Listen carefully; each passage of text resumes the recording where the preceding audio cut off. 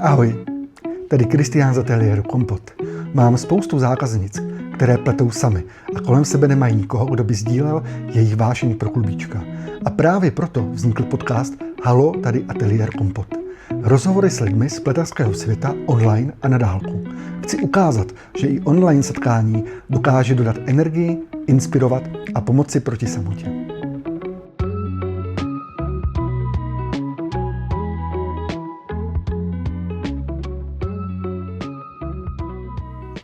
Dneska si budeme povídat o Mokoše, značce, která je spojená se slovenskou vlnou, lokálností a trochu jiným přístupem k přízi, než na jaký jsme běžně zvyklí. Podíváme se na to, kdo za ní stojí, jak Mokoša vznikla a jaká je její hlavní myšlenka. Já už tady vítám Lubicu a Alenu. Dámy, dobrý den. Ahojte. Ahojte. Já bych začal úplně od začátku a chtěl bych se vás zeptat, jak vy dvě jste se poznali. Lubi, tak to bude, ale to sa nám nezmestí potom všetko. Dobre, ale skúsime rýchlo. Spoznali sme sa vlastne cez sociálne siete, kedy sme si tak rôzne ako mapovali ešte prijatky ako kolegyne alebo kamarátky a my sme si tu chceli viaceré objednať nejaké časopisy z Ameriky a chceli sme sa na ne poskladať.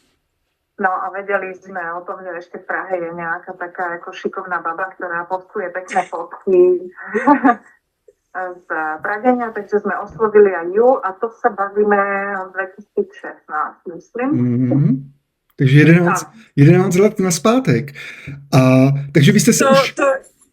10, no. No a my sme si ako pri tej konverzácii písanej tak strašne sadli, my dve, osobnostne, esteticky, hodnotovo, po všetkých stránkach. A už sme mali obidve v hlave nejaký zámer pracovať viacej so slovenskou lokálnou vlnou, snažiť sa ju nejakým spôsobom dostať naspäť na trh. A práve sme asi hľadali vedome či podvedome ešte niekoho, s kým do toho ísť. Takže keď sme sa skontaktovali, tak nám bolo pomerne rýchlo jasné, že by nám to mohlo spolupracovne veľmi dobre klapať. Takže sme potom 4 roky chystali celý projekt. Takže vás vlastně spojila vlna a po 4 letech jste si řekli, že vlastně založíte značku, která bude zachraňovat slovenskou vlnu. My sme si to povedali hneď. My sme si to povedali hneď, ale ešte 4 roky trvalo, kým sme to celé ladili a chystali a premýšľali a chystali si na to nejak rozpočet a mapovali si možnosti, ako to celé vyskladám. Takže Mokoša jako taková teda funguje nějakých 7 let, jestli počítám správně?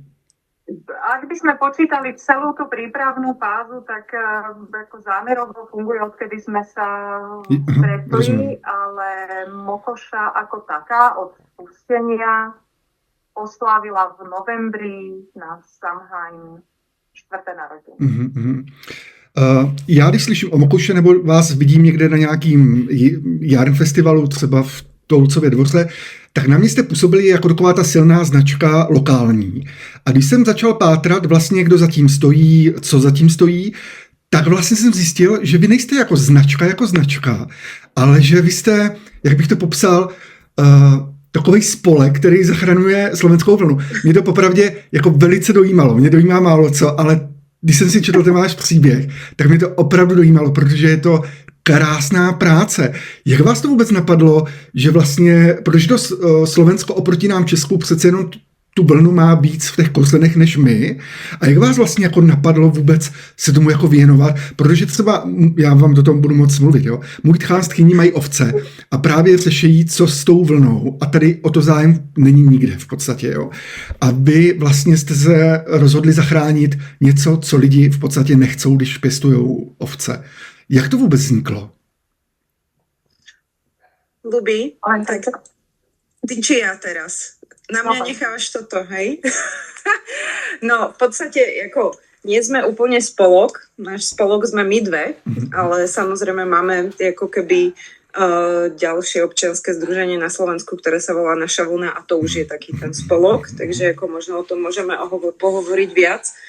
Ale jak to vlastne vzniklo? Vzniklo to presne tak, že keď sme začali priasť, tak naozaj ja si pamätám, že proste vtedy sa všetko vlastne česance, čo sa tu dali zohnať, boli fakt ako iba z Austrálie alebo z Nového Zélandu, alebo úplne odniekaďal z iných končín. A presne ako ja som zo severného Slovenska, kde sa to korbačmi a brinzou len hemží, ovce všade a vravím si, akože jak to, že tú našu vlnu ako nevyužívame. A tak to vlastne celé začalo a začali sme ako keby pátrať. No a nebolo to jednoduché teda, ale ako, takže vlastne takto nejak sme sa asi k tomu aj s Ľubicou dostali, to už vlastne ako hovorila. A čo boli tie ďalšie otázky? Já když jsem četl ten váš příběh, tak právě já jsem přemýšlela nad tím, že jste se vydali tou těžší cestou, že rozhodně je jednodušší sáhnout po těch zahraničních dodavatelích a vlastně mohli byste vytvořit hezkou značku na venek, která by dodávala hezký příze, hezký česance, ale vy jste se rozhodli tou těžší cestou a když jsem jako pátral hlouběji a hlouběji, co to všechno obnáší, tak která máte za sebou pěkný kus práce. Mohli byste jen tak jako laicky říct sledujícím, co to všechno obnáší od té ovce, od toho ostříhání až po tu vaši vlnu na tom vašem e-shopu? Takže tam šlo skôr ako keby ešte dopoviem, prečo vlastne ako keby Mokoša, pretože áno, mali sme takú akože poďme zachrániť slovenskú vlnu. Akože poďme, lebo ako je to úžasný materiál, vyhadzuje sa, palí sa, zakopáva sa, chovatelia s tým majú problém, strihač ich vyjde, musia ho zaplatiť a nemajú s tou vlnou čo robiť, takže proste problémy.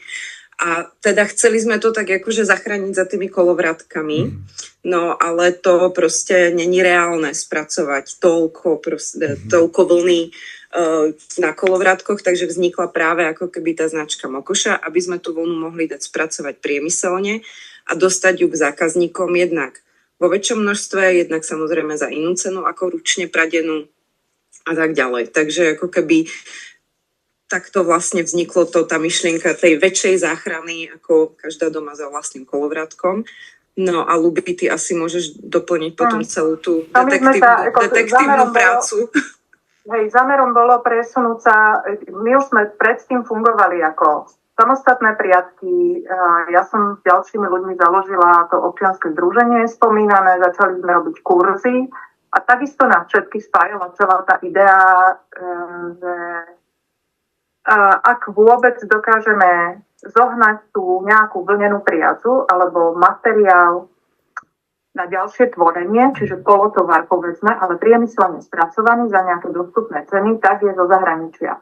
Pretože sme zachytili celý ten proces v nejakom 20-30 ročnom okne medzi tým, kedy ešte sa slovenská vlna priemyselne spracovávala a dneškom, kedy sa to nejak pomaličky vracia, ale veľmi pomaly. A presne ako Alenka hovorí, zámerom bolo jednak zachrániť viacej slovenskej vlny, aby sa nevyhadzovala, a jednak vrátiť do povedomia naspäť aj celý ten proces spracovania vlny, aj hodnotu slovenskej lokálnej vlny. Pretože povedzme si otvorene, že je to celá taká ako reťazová reakcia. Ako náhle išlo dolu vodou priemyselné spracovanie textilu a vlny na Slovensku, vznikol veľký problém s továrňami, fabrikami, práčovňami, pradiarňami. Každý krok je problematický. Tak samozrejme to má dosah až na úroveň chovateľa, kedy jednak on nedostane za vlnu žiadnu protihodnotu, ako to bolo kedysi. A tým pádom sa musí preorientovať na iné plemena oviec, kde tú výťažnosť vie nahradiť mliekom a mäsom. Takže nesústredia sa chovateľia a nemajú prečo v súčasnosti na vlneno zaujímavé plemená, ktorých je tiež hodne a dali by sa na Slovensku chovať, ale pokiaľ ten chovateľ počíta s tým, že za strihača zaplatí veľké peniaze a potom musí vlnu buď vyhodiť, alebo ešte zaplatiť za jej likvidáciu v kafilérii, tak prečo by to robil?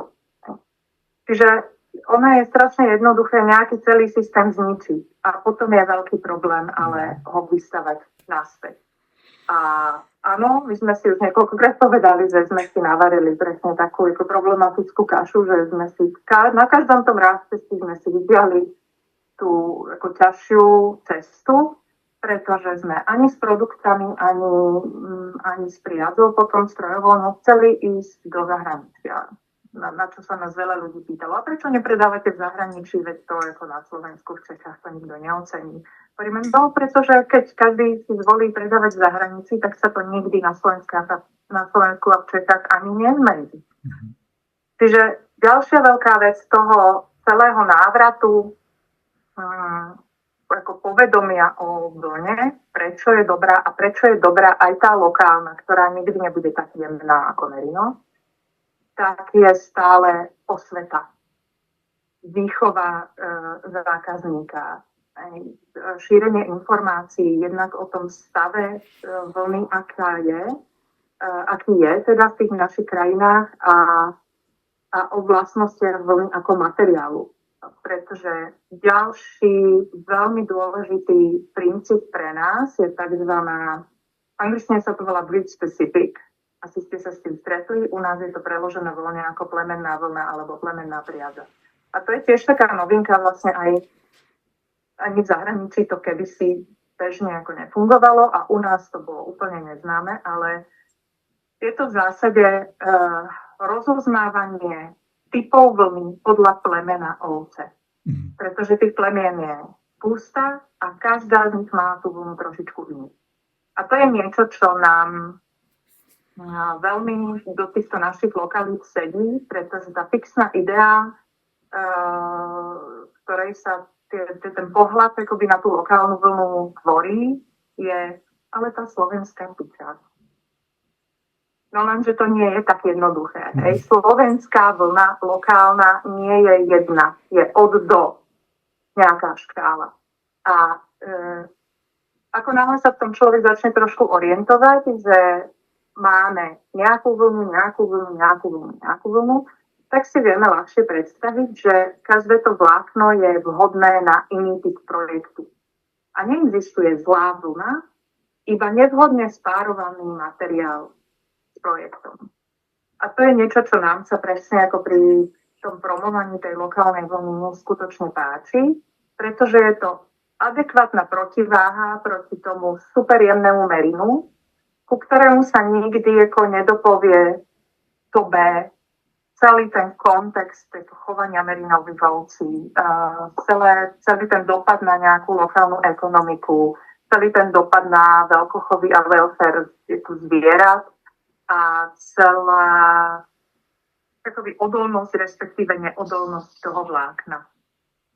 Jednoducho povedané, ako merino sa vám nehodí na všetko a tam, kde končí merino, tam začína práve tá lokálna vlna. Čiže toto je niečo, s čím my neustále a naďalej musíme pracovať, pokiaľ si vlastne chceme vychovať verejnosť, ktorá sa v tom vyzná.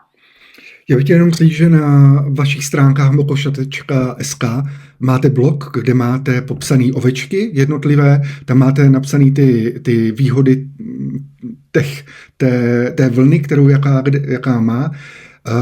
Chtěl bych se zeptat, máte vy oblíbené nějaké plemena oveček, jakože z kterých rádi pletete? Máte nějaké oblíbené, protože takhle, člověk, který hodně plete, tak se vlastně proplete k tomu, že ho skoro nic nepíchá, pokud nemá nějakou alergii v podstatě.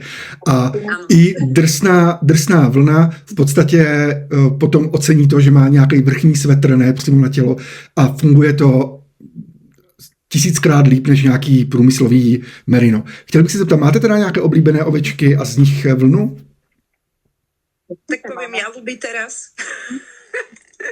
Pretože ty si to tak krásne porozprávala, že som sa opäť zamilovala do našej vlastnej značky.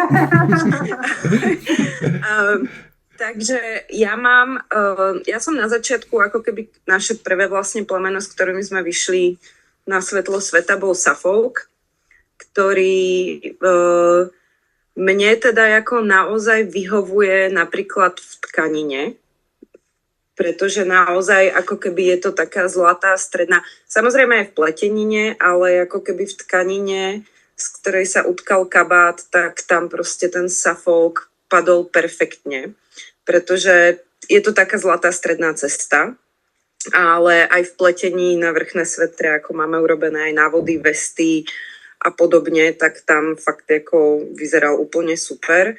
Ja mám osobne strašne rada romny, ktoré sme mali taktiež, pretože má dlhší vlas, lesklý vlas a naozaj ako keby to vlákno sa ako naozaj krásne leskne a je to niečo, čo aj ľudia, ktorí ich práve ako tá lokálna vlna picha väčšinou zvládajú ako na koži lepšie. A teraz vlastne, ja tiež tak ako keby objavujem vlastne za každým, keď niečo vypustíme my, tak sa tie vlákna ako objavujú, pretože naozaj predtým sme nemali až takú možnosť vlastne siahnuť po rôznych týchto plemenách. Tak teraz ako vlastne dúfame, že to klapne, ale Ile-de-France je úžasné plemeno, ktoré ako v sebe spája. Naozaj je o ňom tiež na stránkach blogový článok, tak na to sa naozaj veľmi teším a to je fakt ako ďalšie asi moje najtop plemeno. No a úplne zo svetových mám strašne rada Blueface Leicester, ale ten sa tu bohužiaľ nechová, takže tak.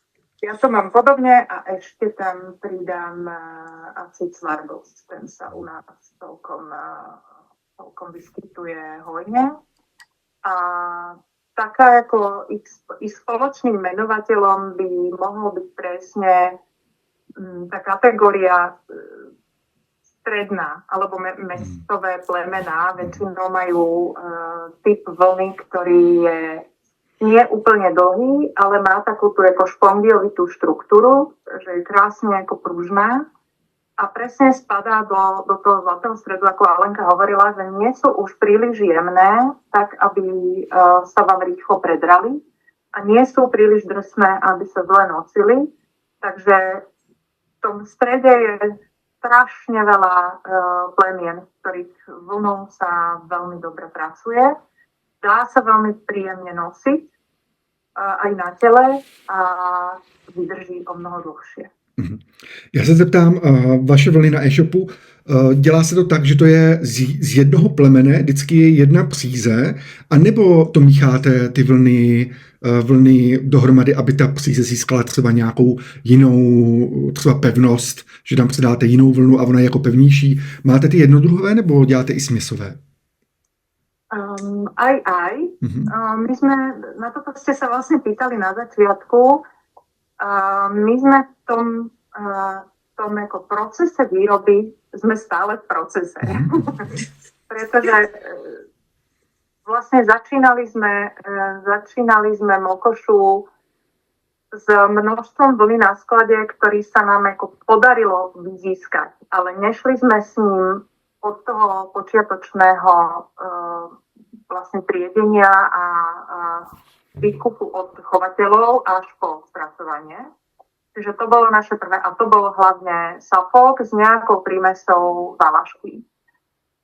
A potom sme dávali si robiť viaceré menšie množstva. A keď sa nám podarilo, tak to boli jednodruhové, a keď sa nám podarilo, tak boli aj zmesové, hlavne česance. V priadzach sme zatiaľ veľa zmesí nerobili, ale až teraz prvýkrát vlastne chystáme väčšie množstvo priadze, ktoré sme išli presne od začiatku, tak ako sme vždy chceli a k čomu stále spejeme a ešte budeme nejaký čas určite vychytávať celý ten proces, pretože je to strašne náročné. To znamená nakúpiť za nejakú férovú cenu fakt vlnu strižnú od chovateľa priamo, vytriediť, dať ju oprať, dať ju načesať, dať ju spriasť tak, ako my chceme. Čiže my, aby sme si mohli napárovať typ vlny, typu priadze, ktorý bude optimálny pre to vlákno a potom teda pre zákazníkov. Čiže takýchto plánov ešte je veľa, ale uvidíme, ako toto pôjde, lebo zatiaľ tým, že tým, že celá tá infraštruktúra vlastne toho vlneného priemyslu je taká vachrlatá na Slovensku a len sú to také ako snežienky alebo prvé láskovičky toho, ako by to mohlo raz báječne fungovať, tak je na každom kroku problém. Takže to stále latí.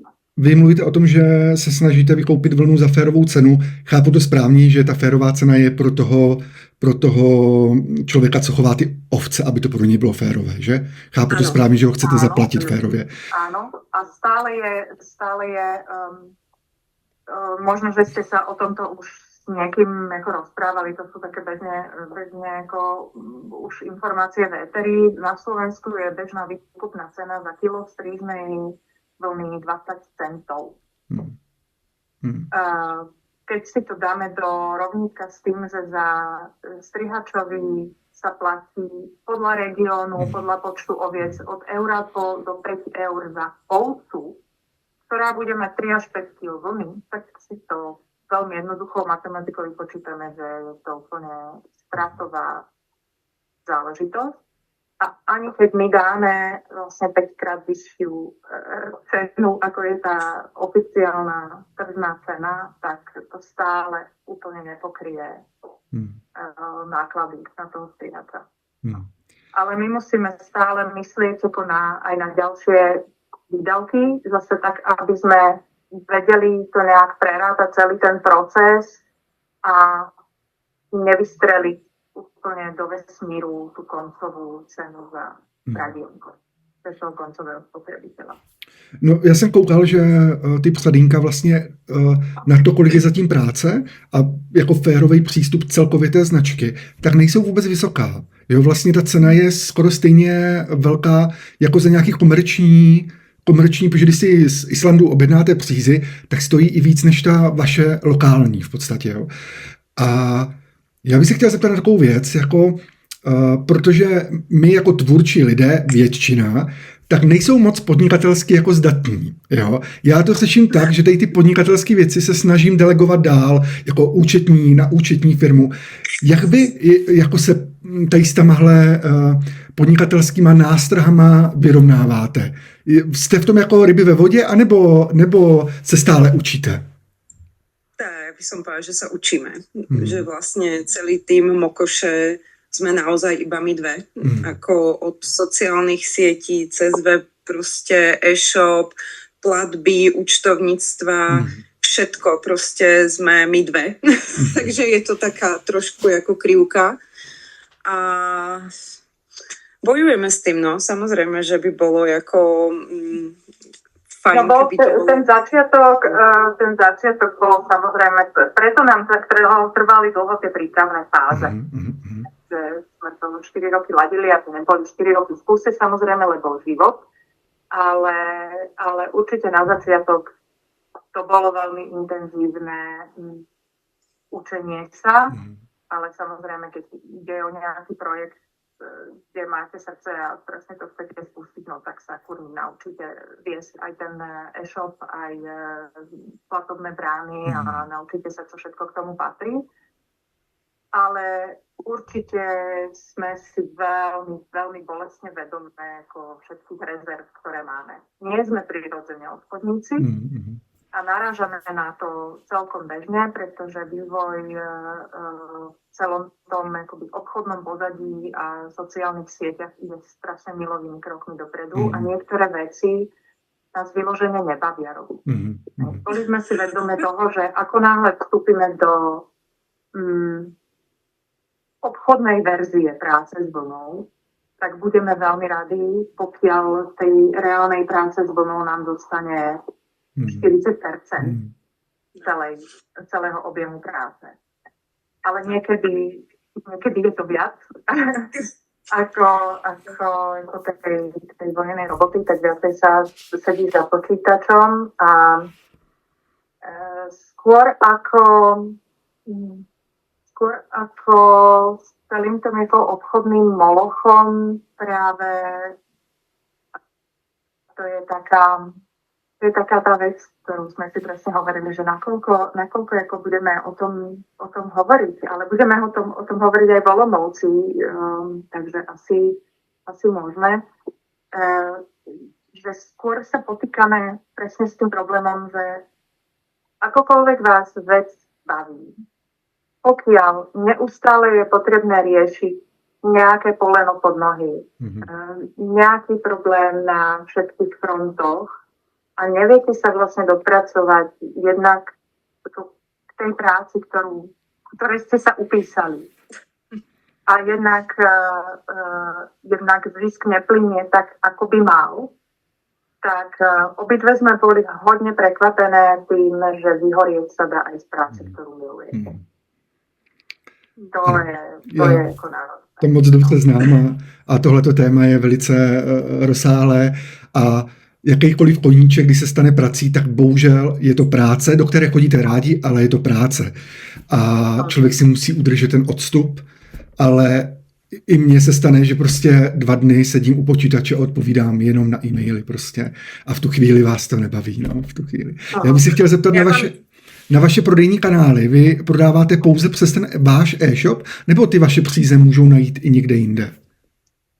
Tak mali sme teda primárne, ja sa potom ešte k tomu ako, iba také ako vsúka k tomu, keby ste sa ma opýtali, koľko vecí ja mám upletených alebo upradených z mokoše, no tak je to jeden sveter a jeden šál.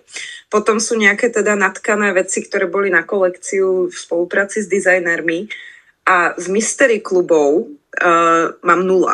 Takže ako, a to ich tu farbím v kuchyni. Takže ako proste som sa k tomu nedostala ani raz. Ešte zeptat na ten mystery klub váš. No, ale čo sa ako predajných kanálov týka, na začiatku jednou z myšlienok Mokoše bolo práve dostať tú lokálnu vlnu aj do galantérie.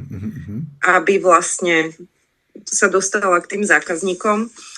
Čož samozrejme na začiatku, kým sme jej mali dosť, celkom šlo. Ale teraz vlastne naozaj máme ako zásoby, nemáme v podstate zatiaľ už, ale pracuje sa na nich, takže vlastne ani nemáme úplne ako galantériám čo ako ponúknuť, plus teda asi sa o tom môže hovoriť, my nie sme ani jedna z nás placom DPH, takže proste nastaviť tú cenu proste veľkoobchodnú pre galantérie tak, aby sa to oplatilo aj im, aj nám. Sú proste ako je to cesta a takisto sme mali ako zahraničné galantérie. My sme fakt ako oslovili na začiatku galantérie po celej Európe, ktoré sme si ako vybrali, ktoré práve predávajú Brit Specific vlny alebo ako menšie značky a tak ďalej. Niektoré sa nám ozvali, odoberali od nás vo Viedni a aj v Maďarsku, samozrejme v Čechách tiež zopár. A v Nemecku som mala vtipnú skúsenosť, neviem, či vás to zaujíma, alebo nie. To sú také akože už detaily toho, ale prišla som do jednej nemenovanej berlínskej galantérie s celými našimi vzorkami a všetkými, teraz som im porozprávala ten príbeh, možno nie tak úžasne, ako Ľubica to vie povedať, ale nadšení z myšlienky, úžasné všetko a povedali mi, že pokiaľ nejaký známy proste instagramový dizajner z toho neurobí návod, tak oni to proste predávať nebudú, pretože si tam chodia všetci kúpiť proste priadzu priamo na petit knit alebo a im sa to tam proste neoplatí mať. Keby sa to tam stratilo proste v tom množstve, keby to nikto nepoznal. Čiže to bola ďalšia taká vec. Že potrebujete vlastne prejsť už nejakú cestu k tomu bodu, kedy sa to začne nabalovať. No. A tam došlo k tomu, že nás potom oslovila galantérka, ja neviem, či už to bolo Holandsko, Belgicko alebo Dánsko, že by chceli, no ale my už sme čo? Takže im budeme musieť asi ponúknuť niečo nové, no tak snáď to príde, no. Ale takže našim primárnym kanálom v podstate ešte možno zo pár galantérií bude mať to, čo my už nemáme na sklade, nejaké ako ešte priadzu ona a tak ďalej, ale inak v podstate iba u nás na e-shope. Ja bych ešte... Samozrejme, donesieme, čo máme do Olomouce. Já bych si zeptal ještě na ty vaše stránky, na ten Mystery Příze, tam to vlastně funguje tak, že vy máte otevřenou objednávku teďka do 19.4., jestli si vzpomínám správně. A oni, ty zákazníci si vlastně můžou objednat buď to tu jednu přízi, anebo si můžou objednat ty měsíce od každé jednu nebo 5, podle toho, co budou plést. A vy to vlastně jako nabarvíte a potom jim to pošlete. Chápu to správne. Áno, Mystery Club bol taký, lebo bol to Alenký nápad vlastne a skvelý, ako vyplatil sa. My sme totiž na začiatku trošku bojovali s tým, že my máme tu, jak som spomínala, že máme tu spoločnú estetiku. My by sme si tak kľudne vedeli vizualizovať plné police tých krémových, šedých, bežových a čiernych riadí. Naturálne. Tým by sme úplne zákazníkov asi neoslovili a zároveň sme nechceli spadnúť do toho, že budeme teraz farbiť pesné farby, ktoré nás úplne nebavia a stále ich opakovať. Takže sme urobili taký ako šalamúnsky kompromis a to, že sme vybrali nejakú obmedzenú paletu jednofarebných priadzí, ktoré sme doplňali neustále. A potom sme vymysleli takýto ako Mystery Club, ktorý funguje teda ako predobjednávka, kedy my vyskladáme ako farebný moodboard, paletu z krásnych obrázkov na každý mesiac a dáme k tomu možnosť vybrať si priadzu alebo česanec, ktorý bude nafarbený v tých farbách, ale človek ho uvidí, až keď mu teda dorazí domov. Já ještě do České republiky odesíláte, že? Áno. Samozrejme. A ono sa to uvidí vlastne, lebo ako som hovorila, ja to hovorím vždycky a je to možno fajn, akože možno ľudí, my si to neuvedomujeme, pretože žijeme v tom príbehu a my vieme, aké to je, ale kopu ľudí, čo vieme, ako keby proste z osobných stretnutí si naozaj nevedia predstaviť, že to vzniká v pražskom paneláku bytu 1KK v kuchyni. Takže ja keď farbím Mystery Club, tak proste týždeň nevarím, pretože mám kuchyňu plnú vlny, čiže ako človeku nevadí, ako baví nás to a to, ale samozrejme ako fakt aj ja som sama každým Mystery Clubom prekvapená, keď tam nalejem tie prvé farby a namiešam farby, ako to vlastne ako dopadne. Takže ako je to mystery aj pre nás, teda. Já bych se chtěl zeptat na takovou věc. Kdyby k vám na e-shop došel člověk, který nemá zkušenosti s takovýma rustikálníma přízema, které nabízíte vy a chtěl vyzkoušet slovenské příze, podle čeho by se tam měl orientovat na tom e-shopu? Na co by se měl podívat? Je tam nějaký popisek, na co je ta příze vhodná? Nebo jak by měl postupovat? Takový jako nový pletář ve vašem e-shopu. Áno, je tam, práve preto sa snažíme celkom sústrediť na tie informácie a sme si vedome toho, že keď chceme predávať tú lokálnu vlnu, tak musíme tú klientelu stále ako tými informáciami zásobovať, pretože to už nie sú až také bežné pletárske informácie. Čiže kvôli tomu v každom produkte, pri každej priazi alebo česanci je popis. Toto je, z akého to je plemena a je tam prelink na článok, ktorý o tom plemene je napísaný a je vlastne popísaný typ toho vlákna, akú má jemnosť, hrúdku, pružnosť, na čo sa hodí, na čo sa nehodí. My jsme se bavili o tom, že budete také na vlněném festivalu v Olomouci. Budete teda mít prodejní stánek, jestli jsem to pochopil správně. A chtěl bych se zeptat na 2 věci. Na co se návštěvníci u vašeho stánku můžou těšit a jestli tam budete mít nějakou přednášku nebo nějaký kurz, jak tam jsou ty v nabídce. Tak môžu sa určite tešiť na nás dve a na všetky informácie o vlne, ktoré vidíte, že môžeme rozprávať hodiny a hodiny. A taktiež vlastne na všetky asi ľuby berieme vlastne všetko, čo máme, že? Už toho moc teda ako není. Budeme tam mať nie stánok, budeme mať malý stolík, kde bude celý zbytok nášho aktuálneho skladu do momentu, kedy sa nám vlastne podarí dokonať tie nové priaze, ktoré sú práve v procese a nevieme ešte odhadnúť, kedy to bude. Čiže na to sme presne Teresku upozorňovali, že veľmi radi prídeme a prídeme si to tam pozrieť a nie sme si isté, čo presne na jar budeme mať na predaj, takže budeme mať všetko, čo máme aktuálne.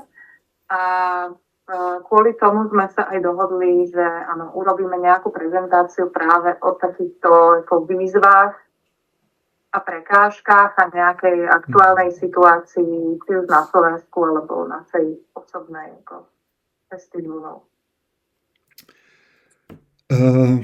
Dámy, s váma by se dalo vykládat hodiny a hodiny. To je něco neuvěřitelného.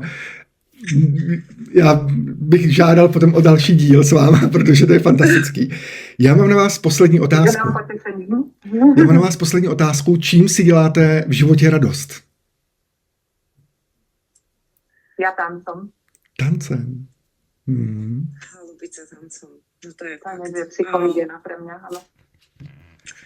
Ja bylinami. Ja sa teda živím ako bylinár. Mokoša ma neživí, takže ja som si z obidvoch svojich koníčkov urobila prácu a naozaj proste príroda, bylina, zahrada a moje 3 zvieratá.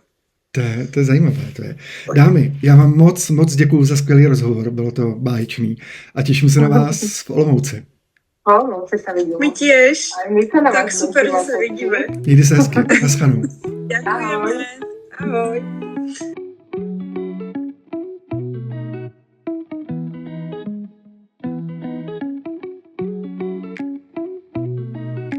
Děkuji, že jste si dnešní díl poslechli. Pokud se vám líbil, budu rád, když dáte odběr a zůstaneme tak spolu i u dalších rozhovorů.